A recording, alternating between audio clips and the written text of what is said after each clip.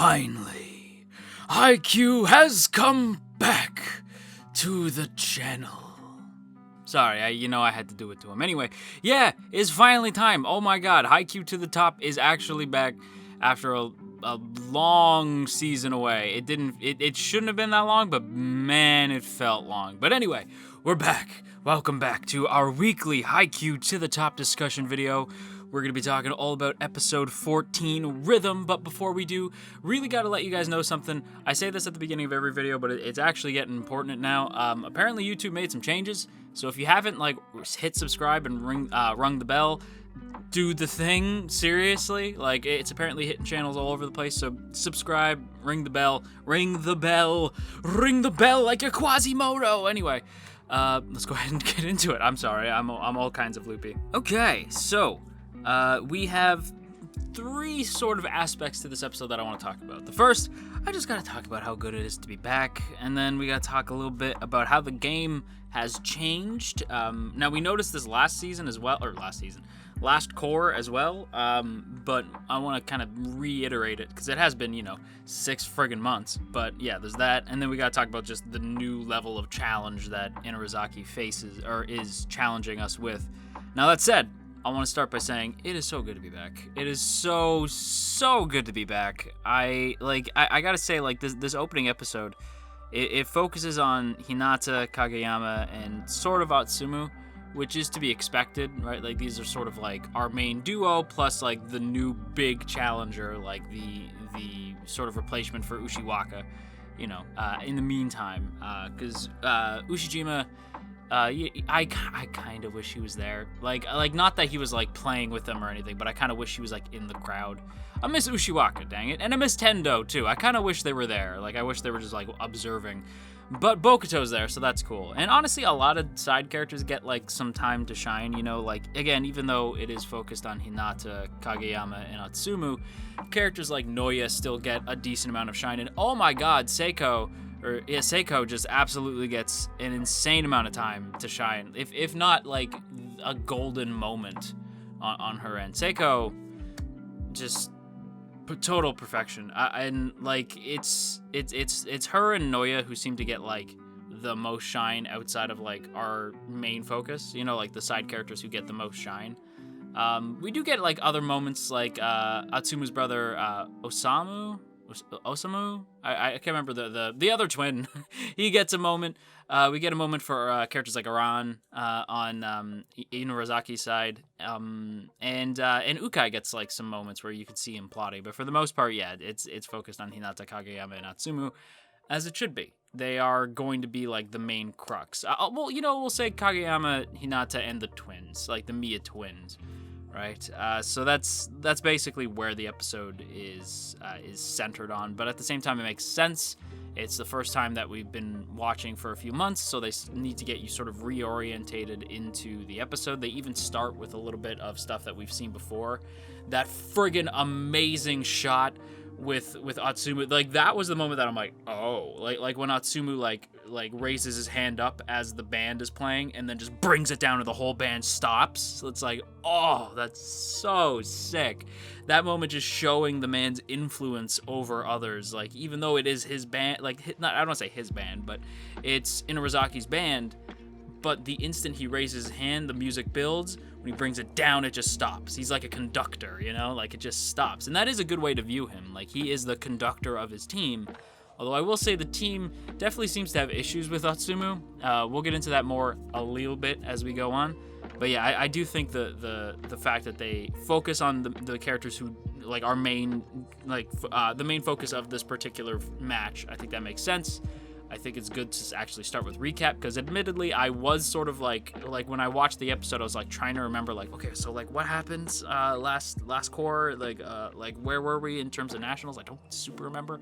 So starting with oh right, yeah, okay, I remember, Hinata, Kageyama, starting up the first few sets, so or not sets, first few plays, okay, I get it. And again, it was a long wait. It was 6 friggin' months in between cores, and I would do it again. Honestly, I probably would do it again, because damn it, it's HAIKYUU, and I don't care how long it takes between seasons. I don't care how long it takes between cores, because even when you get staff changes, this show holds up. Don't forget, To the Top has huge staff changes between the original run of HAIKYUU and To the Top. A bunch of staff changes, like director's different, chief animation director's different, like it's a bunch of different people. Series comp is the same, I believe music's the same, but lots of like crew members changed between To the Top and the OG HAIKYUU. But it didn't skip a beat, you know. Like I legitimately have been holding To the Top up as my second favorite, right alongside season 3. Like season 3 is my favorite season. I would say To the Top has been, like, so far my second favorite part of HAIKYUU. I love seasons 1 and 2. Do not get me wrong, but To the Top has absolutely been phenomenal, especially in terms of just character building. So because of that, I don't mind the wait. If anything, it did take a while, because the whole time, like, I was like fiending. I was like, I just gotta get back to HAIKYUU. Just when is the next episode of HAIKYUU? And what kills me is, because these videos don't do super well, even when they release the same day, and the way that I film these, when an episode drops, I have to wait until the morning after to watch it, so that I can get my immediate thoughts out, because I literally do not have time to watch it the same day, and like and take care of my voice. Like it kills me. Everybody else saw it yesterday. I am recording this the morning after it aired, so everybody else was like all hype, and I was just like watching like I wasn't invited to the party outside the window in the rain. It was just kills me. But man, I love HAIKYUU. Like, do not let the fact that this video comes out the day after, or actually like 2 days after, do not let that dictate how I feel about the show. This was my most anticipated show. I mean, until it was confirmed that Titan was airing the same season, even though it's airing like in December. It may as well have just been a winter show. I don't know why they didn't just wait a month. Anyway, this was my most anticipated, right? Like, HAIKYUU is the one that I was most anticipated, and the one that I had the least concern going into. I was absolutely positive To the Top second core was going to be great, especially since everybody was saying, like, dude, I don't want to hype you up too much. But the match with Inarizaki doesn't just like match the Shiro Torizawa, it actually might surpass it. So I was like, right? Like, of course I was gonna be excited, and I am excited. It's like this episode, I was like, yes. Like when Hinata leaps up into the air, and everybody's like, oh shit, like the big hit. I was like, yes, we are back. We're back. The Freak Quick is back. Well, actually, it was more of a feint, but still. It holds up. I also want to talk a little bit about how the game has changed. I said this at the beginning of the video, and I do feel like it needs reiterating, that the game that we know, right, like volleyball as we know it, is very different to how it was played in season 1. The volleyball that we got used to was like, you know, a bunch of teenagers training to get good at volleyball, and it's still that, right? It's still, you know, like our crew are still, you know, in high school. They're practicing, they're getting better and better each day, but the game is totally different now. Before, we were having like practice matches with like other schools, and then eventually we started getting like actual matches, and then we got to actually play on a grand stage, and it was interesting and cool, and we had a crowd there, and all that's different. It's not even similar. Like the only thing that's the same is that players on the court playing volleyball. That is the only thing that is the same. Everything else is totally different now. As an example, the big element of this episode, the reason why it's called Rhythm, is the fact that there's now a cheering section. And we've had crowds in the past, right? Like, we've had people like shout, like, you know, like we've done the nice kill, Ushijima. Like, you know, we've done stuff like that. But what makes this different is the fact that there's now, it's not just a cheering squad. It's like a straight up band. It's not just like a crowd who's there to cheer on their team. It's an entire like cheerleading force with like instruments and like big ass like megaphones, stuff like that. Like, it's a bigger deal than it's ever been. We saw this a little bit with Shiro Torizawa. Shiro Torizawa's like cheering section is equally like as intense. But the difference is that Inarizaki has like weaponized their cheering section, and it's actually causing disruption for our gang. Like, Karasuno isn't prepared to counteract their rhythm. See, what they do is, like, they build up the rhythm, right? Like, you see it in the episode, them building up the rhythm, like, quicker and quicker and quicker and quicker and quicker. And that, like, without the player even noticing, that adds tension. And, like, the quicker the rhythm goes, like, the more and more it kind of screws with them, and the pressure builds and builds and builds to the point where they're not really able to get the ball over the net anymore. It's legitimately so clever. Like, I was like, oh man, I never thought about it that way.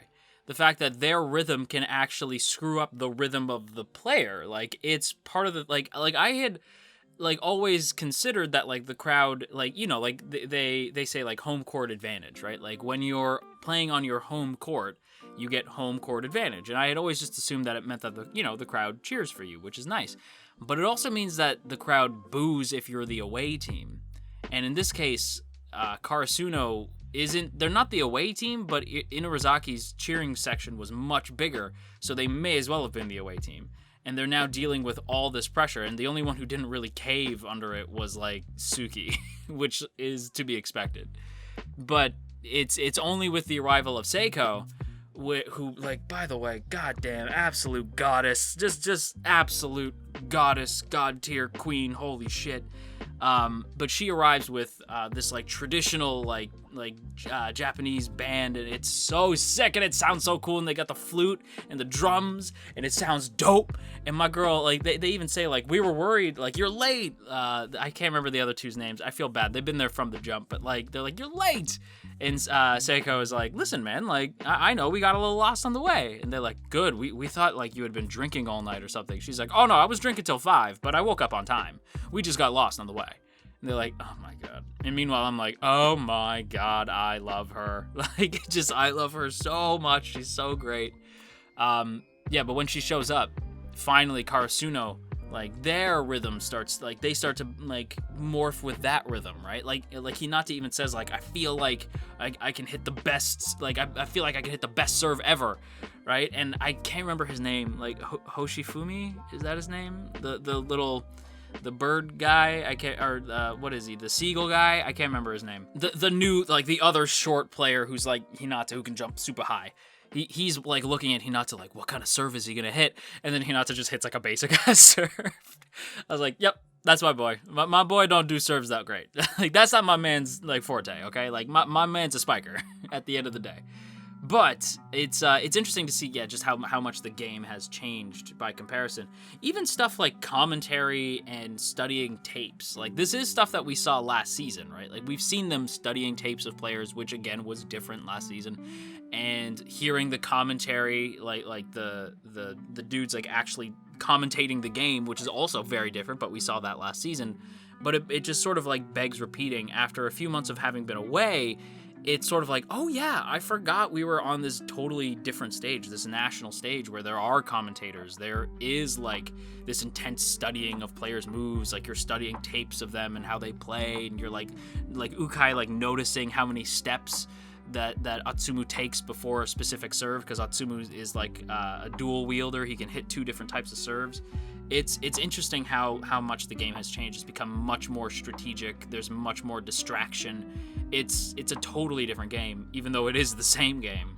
It's just, it feels different. And as for, like, the challenge itself, this is a whole other can of worms, right? Because with Inarizaki, again, I had been hearing for so long just how intense this new team is. Like, oh man, they're badass. Like, this match between them and Karasuno rivals Shiratorizawa. And Shiratorizawa, in my mind, is still like, holy crap, that's the team to beat. They're so strong. So the idea of Inarizaki, like, actually managing to compete with Karasuno on the same level, like, that is interesting to me. And we do know they are badass, right? Like, even when they go up against them, everyone's like, that's scary. Like, all the other teams are like, whoa, that sucks for Karasuno. That's rough. And, like, people always underestimate our baby crows. You know, like, people always underestimate our boys. And that's probably gonna change. Like, I have a feeling, and again, it's just a feeling, but I think Karasuno's probably gonna win because, you know, it's a story about Karasuno. But still, how Inarizaki is going to like really push the team to their limits is what I'm excited to see.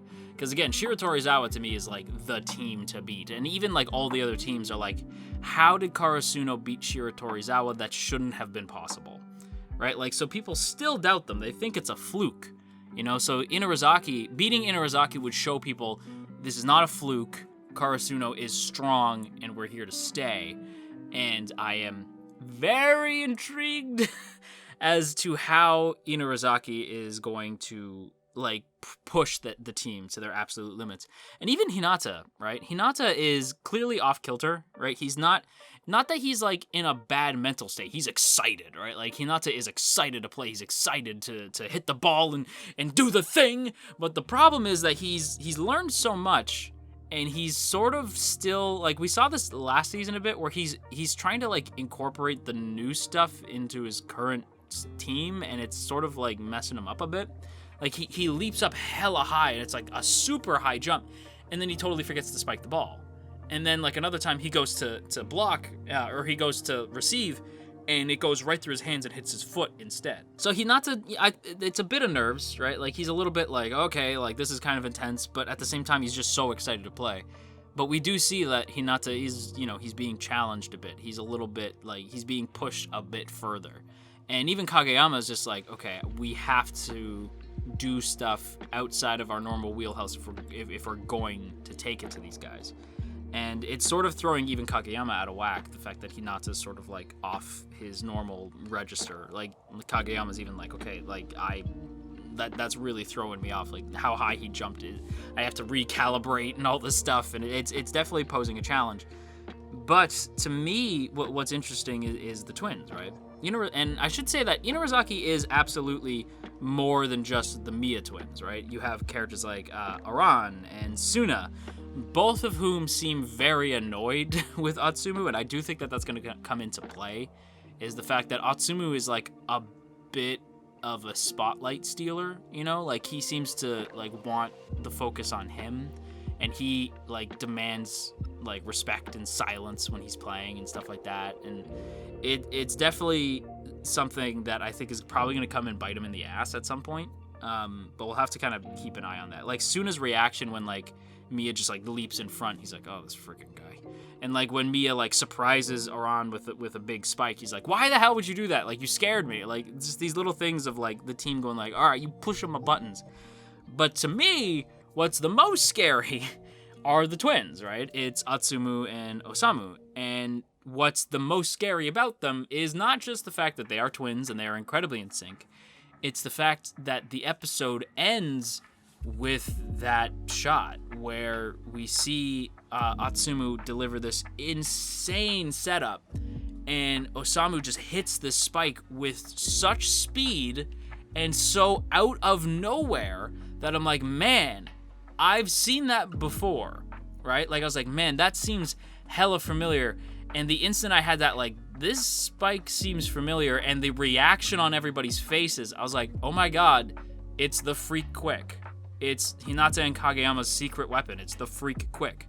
And I was like, wait, oh shit, right? I was like, oh my god, like that changes things. Like now Karasuno's going up against the weapon they use to win games. So it's like, oh, they can do that too, and they're tough on their own, but they can also do the same things that you can do. This is going to be difficult. So like this is going to really push Karasuno in ways that we probably haven't seen before.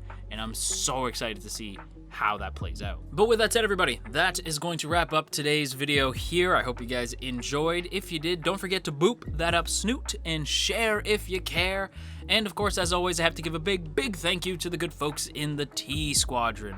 Look at these beautiful people. Look at all these beautiful names. And hey, if you would like to join these beautiful people, there are now 2 ways to do so. The first is, of course, by hitting that first link in the description to check out our Patreon page. And the other option is by hitting that join button right next to the sub button to get yourself a badge next to your name in the comments at Premiere Chats, as well as emotes to spam in the comments at Premiere Chats. And feel free to spam those away. Never going to be upset about seeing some emotes in the comments or the chat.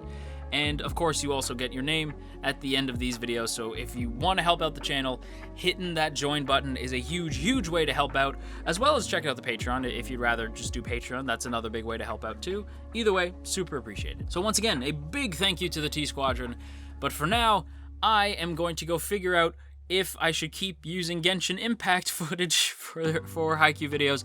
I don't have any sports games. I don't have any sports games that I can put on screen, and I don't know what other game to play. So, you know, suggestions would be nice. Leave a comment with ideas of what games I can play for HAIKYUU videos. But anyway, until next time, you stay classy, AnyTube, and wash your dang hands.